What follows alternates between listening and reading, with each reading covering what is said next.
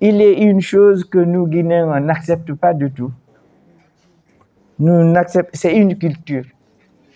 Nous n'acceptons pas qu'on dise la vérité.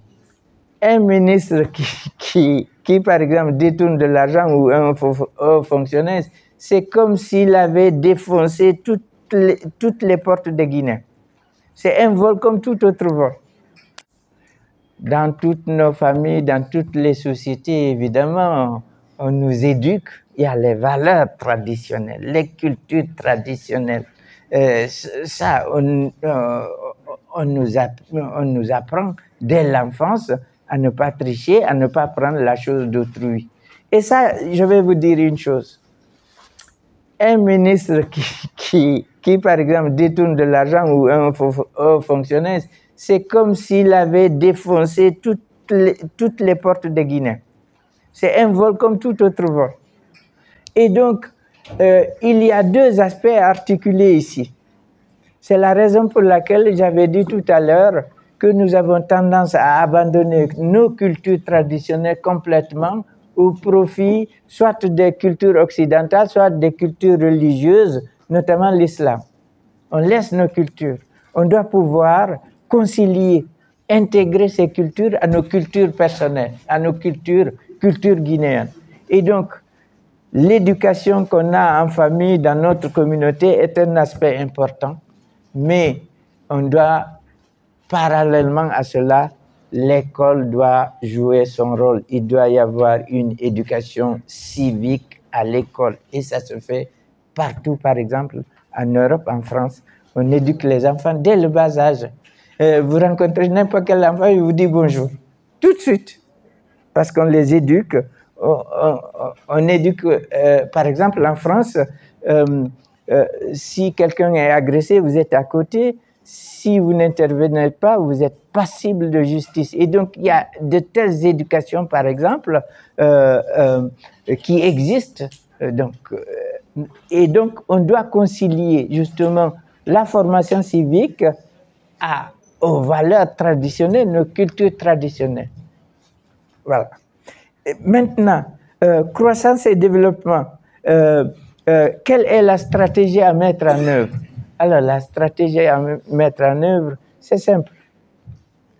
Il est une chose que nous, Guinéens, on n'accepte pas du tout.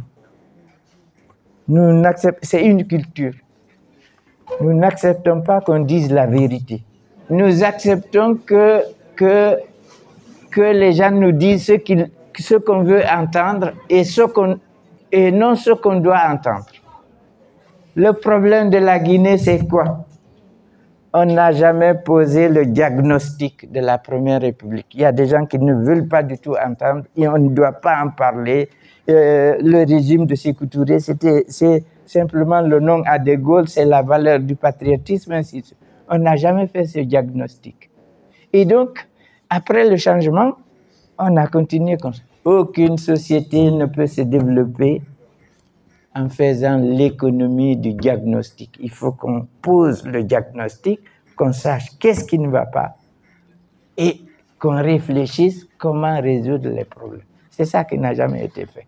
Et donc, c'est le problème essentiel de la Guinée. Parce que les gens ne veulent pas qu'on dise la vérité. Ils veulent qu'on dise ce qu'ils veulent entendre, c'est tout.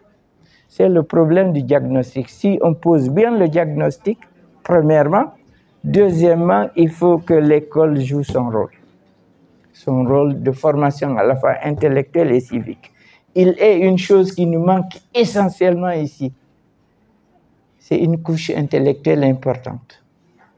Alors, dès qu'on atteint un certain niveau, nous voulons un poste, rester tout tranquille, moi j'ai ma famille, la politique, ça ne m'intéresse pas, même si on critique. Si on critique, c'est que c'est une position politique. Mais nous voulons tout juste avoir un poste, rester tranquille, même si on tue un de nos neveux là-bas, on va donner de l'argent à la communauté, mais on se tait, on se recovie parce qu'on a un poste.